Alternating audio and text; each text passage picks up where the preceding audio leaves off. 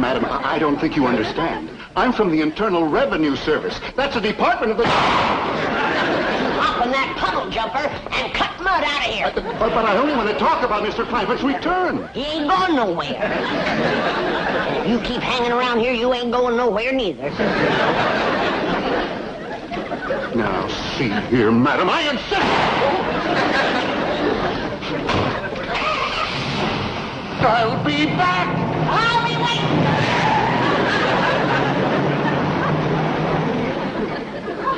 What's all the ruckus, Granny? Who was that? That blame revenuer. Sure? Came right out and admitted it himself. Well, we don't want no trouble with the law. And besides, you said you were going to stop running your still. I ain't been. But I don't want no revenuer snooping around. They're the lowest form of varmints. Even he was ashamed of being one. What? Called it the Infernal Revenue Service. Internal Revenue Service? That's right. Well, sit down, sit down. Thank you.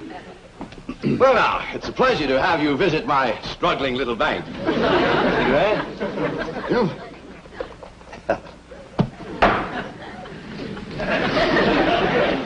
There we are.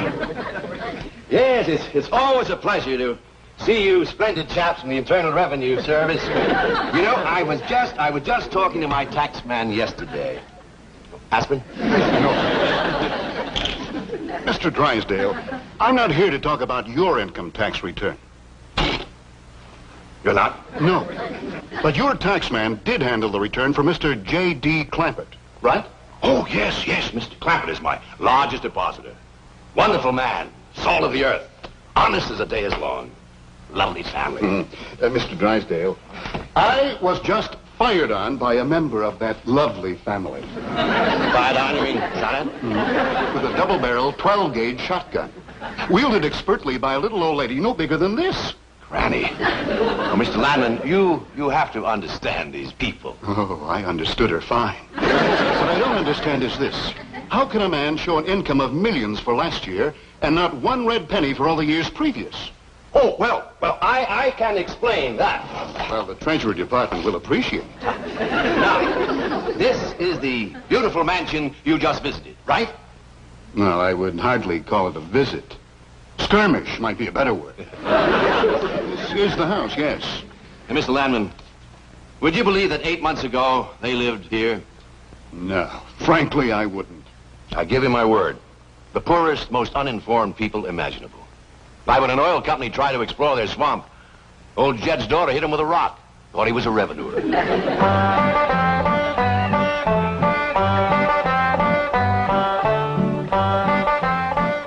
What you got there? Stranger? Where'd you get him? I dinged him with a rock. What for? He was skulking around down by the slough. Figured he might be a revenuer. He ain't no revenuer. Then can I keep him? Of course not.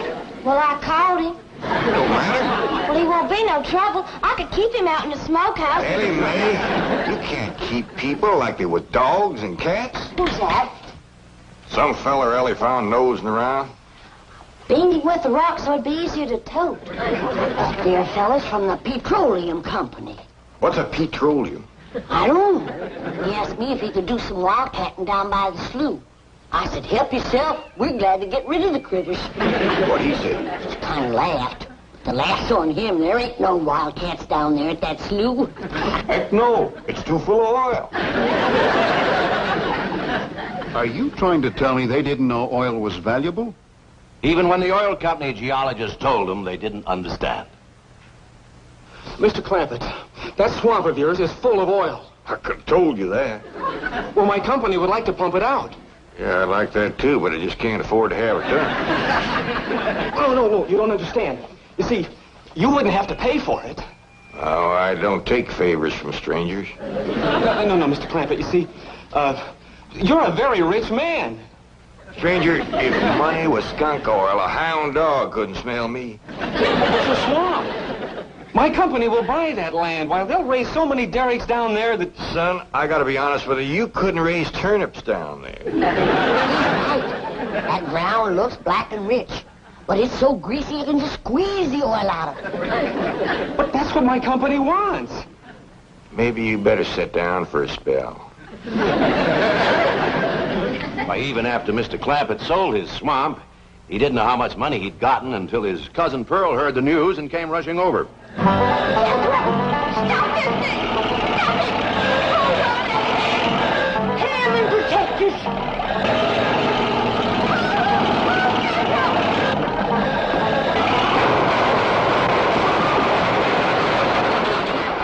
Did they hit us, kid? No, but I think they sure want the chicken house. I'm sure sorry about the chicken house, but nobody got hurt. Jethro, I told you to get rid of them worn-out brakes. I did, Ma. That's how come we ain't got none. Get on out and lift the chicken house back on its foundation. Jed? Jed, Ellie Mae came running over to my place, and she said you sold the swamp to some oil company. Well, yeah, I guess I did. What did they pay you for? Well, he ain't paid me nothing yet. That Brewster fella said he'd bring the money later. How much they going to pay you? Well, he said I'd depend some on how much oil they could pump out. Well, he must have mentioned some figure. What was it? Well, now, Pearl, you know that old swamp won't worth shucks. Jed, clamp it. You got slickered and you're ashamed to admit it. That's just what I told you. Granny, how much they gonna pay him? All right, I'll tell you. He said around somewhere between 25 and 100. 25 and 100? I know it don't sound like much, but Mr. Brewster seemed to set great store by the fact he's going to pay me in some new kind of dollar. There ain't no new kind of dollars. Well, it's new to me. I've heard of gold dollars, silver dollars, paper dollars, but he said he's going to pay me in, what do you call them, Granny? $1 million. Yeah, that's it. $1 million? Well, he wrote the whole thing out on this piece of paper. Here, you can see for yourself. I don't know nothing about that kind of stuff. Let's see here. Thanks in heaven. Granny, give me the jug. It's empty, but I'll fetch some. I'll go, Granny.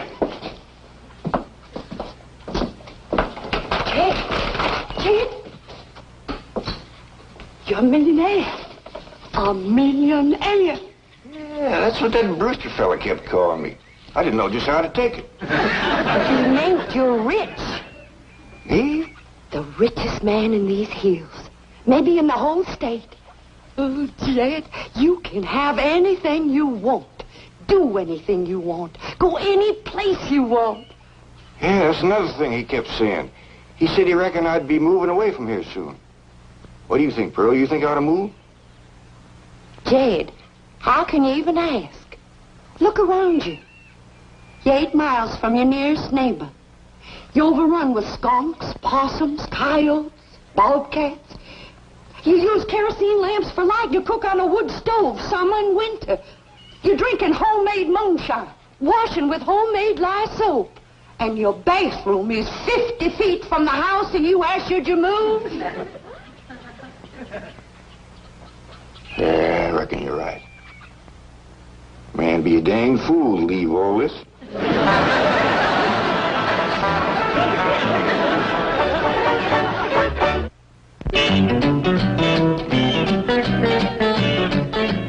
You know, Mr. Drysdale, in the Internal Revenue Service, we hear some pretty wild stories. But this corn pone to caviar saga of Jed Clampett tops everything. Well, if you think it's been unbelievable so far, wait until you hear the rest of it. What I can't understand is how a man so insulated from the rest of the world ever heard about Beverly Hills, California. I can explain that in 2 words. Cousin Pearl. She's the one who had her sights set on California. Oh, there you are, Jed. You misunderstood me. I meant you should move away. And you know where I'd go if I was you? Where? California. California? Yes, sir. Beverly Hills, California. I hear tell it's full of millionaires out there. And movie stars, too. In what? Movie stars. Jed, remember the time that your pa took us to Eureka Springs to see the movie picture? Yeah. Well, the actors that make them movie pictures live in Beverly Hills. Go law. Yes, sir. Well, doggy. Wouldn't that be something? Living in the same neck of the woods with old Tom Mix. It sure would. And we could come visit you. You know what else they say about California? What? It don't get cold out there. What don't get cold out there? Nothing don't get cold out there. They don't have no snow or no ice. Can't they bring some in? They don't want it. That's why'd be so good for Granny. Remember last winter when she slipped on the ice and broke her hip? Yeah, poor old woman. She was limping for 2 days. Well, that couldn't happen in California because they don't have no ice. How come? I don't know how come. But Granny'd sure like it, and we could visit you. Maybe Jethro'd know how come there's no ice. He's going to school. We could ask him. Jethro, Yeah, Ma. come on over here. Speaking of school, Ellie Mae could get herself a fine education out there in Beverly Hills. Yeah, Ma? Your rich uncle's got a question he'd like to ask you. What rich uncle, Ma?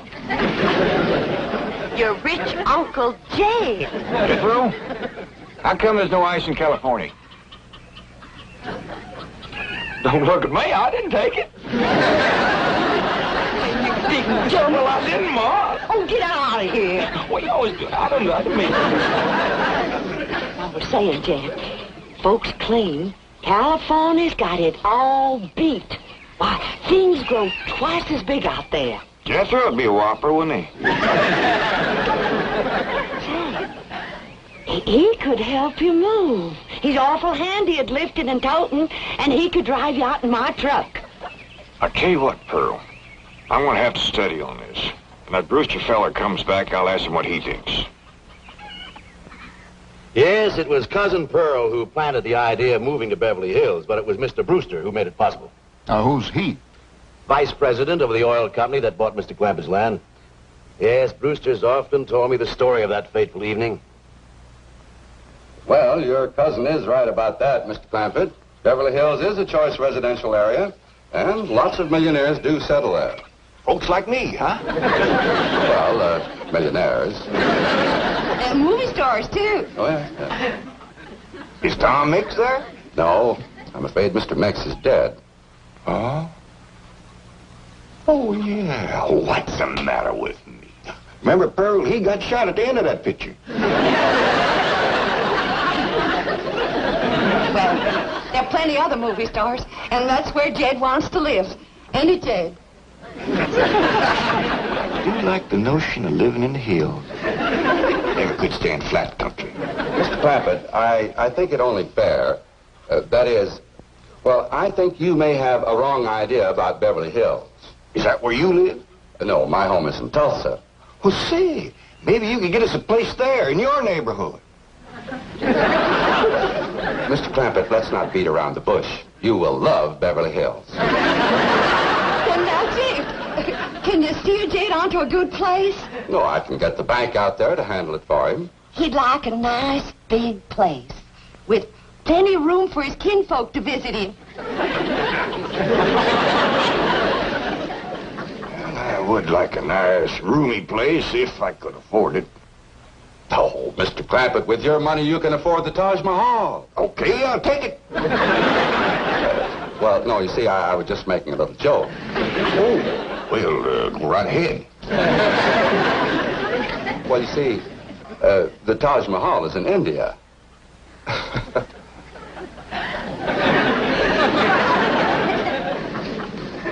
Mr. Brewster, you're a nice fella, but I've heard better jokes.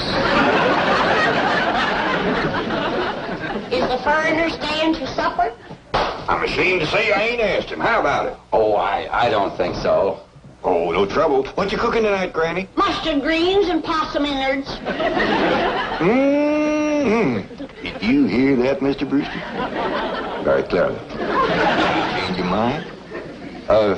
Not this time. Well, if you should happen to come back tomorrow, We'll be having leftovers. That's the thing about possum innards. It's just as good the second day. What a family. So anyway, they packed up and came to Beverly Hills. Well, it wasn't quite that simple. Mr. Clampett had his problems. With $25 million, he had problems? Ah, yes. The first one was his daughter. She didn't want to leave her friends. Friends? And I thought they lived in a completely unpopulated area. They did. Her friends were not the kind you and I have. Now, I ain't gonna be here to look after you no more. So you're gonna have to keep yourself out of trouble. Watch out for them coyotes and them bobcats and them hunters with guns. Stay out of folks' gardens, 'cause you know how it riles up Granny when you get in hers. Except when we're gone, you can have everything that's left. I'm sorry there ain't gonna be room enough on the truck to take you along. But maybe you wouldn't like California anyhow. Maybe I ain't gonna like it either. If I don't, then I'm a-comin' hightailing it right back here, and me and you'll set up housekeeping all by ourselves. Ellie? Ellie Mae? Yeah, Paul, over here. You feeling all right, Ellie? You didn't eat your supper. Sure, Paul. I just wasn't hungry. Cold? You're shaking like a sumac leaf. Oh, Paul, I ain't cold. I'm scared. Scared? Why? There ain't nothing in this woods can hurt you, even in the dark. It ain't the woods or the dark. It's going so far away. I don't know what it's gonna be like out there in Beverly Hills. Why, it's gonna be just like here. Except we'll have things a lot nicer. Will I go to school and wear fancy dresses like city girls and put powder on my face and get my hair all fixed up in one of them there beauty parlors? Why, sure you will. Well, then I ain't going. I want you to meet the Clampetts under different circumstances. You'll find them to be really charming people. Including Granny? Oh, yes. This time you'll get a completely different reception. I promise you.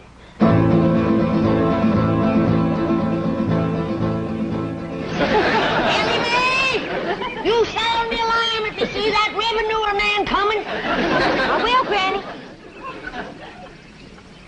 I'll blast him before he gets through that gate.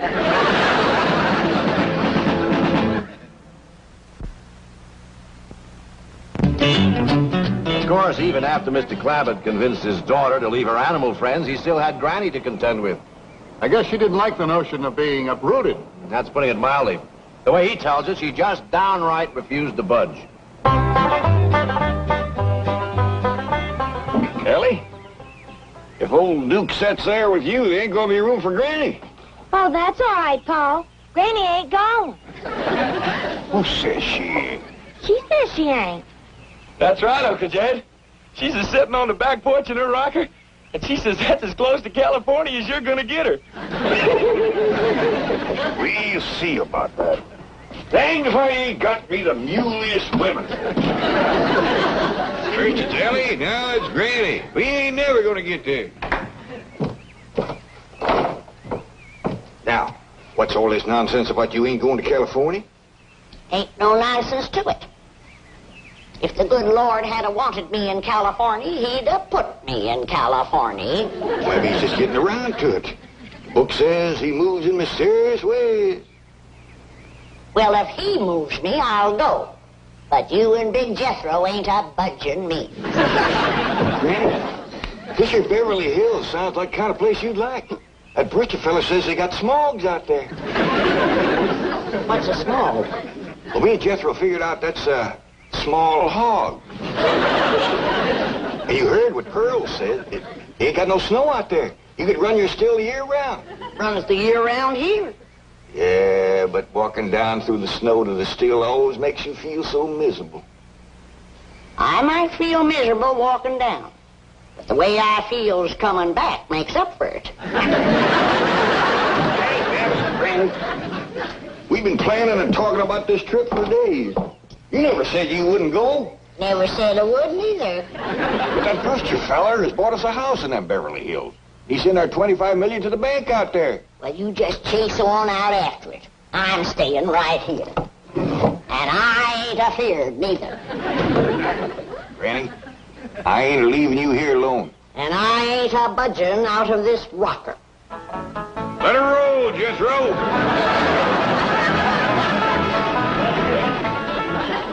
Only a man of Jed Clampett's strength and authority could have handled Granny. He'll be there when we get to the Clampett place, won't he? Oh, sure, you have nothing to worry about. There's the entrance up ahead. Yes, I know. There's a car stopping at the gate, Granny. They closed the gate since I left. I'll get it. You know, this reminds me of an experience I had when the Clampetts first moved in. I was leaving and found the gates closed.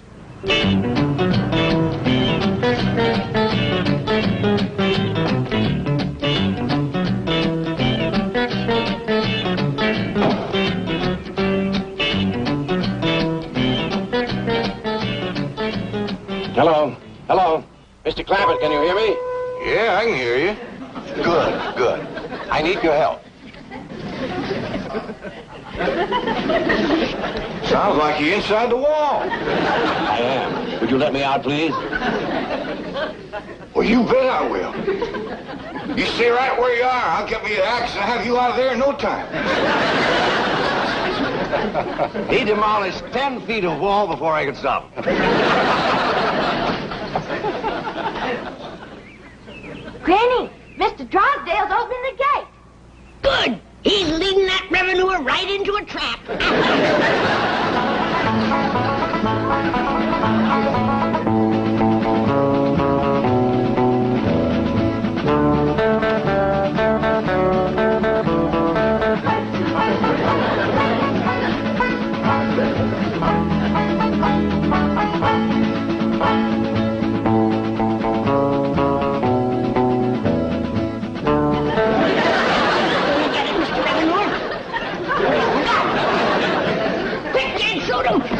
We ain't gonna shoot nobody. He ain't nobody. Revenuers and buzzards don't count. Go on inside and cook up some victuals. Since when is a revenuer company? Mr. Clampett, I'd like you to meet Mr. Latin. Pleased to meet you, Mr. Clampett. How do you do, Mr. Landman? Since you're a friend of Mr. Drysdale's here, I reckon you're welcome. But as you can see, we don't cotton to revenuers. I'm not a revenuer, Mr. Clampett. I guess back in the hills where you come from, I'd be a tax collector. Back in the hills where I come from, you'd be a lot younger. Oh? Was the climate that healthy? Oh, just you wouldn't have lived to get this old. Ed, is the revenuer staying to supper? You ain't no revenuer. Well, is the foreigner staying to supper? How about it, Mr. Landman? You too, Mr. Drysdale. You're not by any chance cooking mustard greens and possum innards, are you? Not tonight. Oh, we had them last night. I'll stay. Me too. Tonight we is having leftovers. That's the thing about possum innards. It's just as good the second day.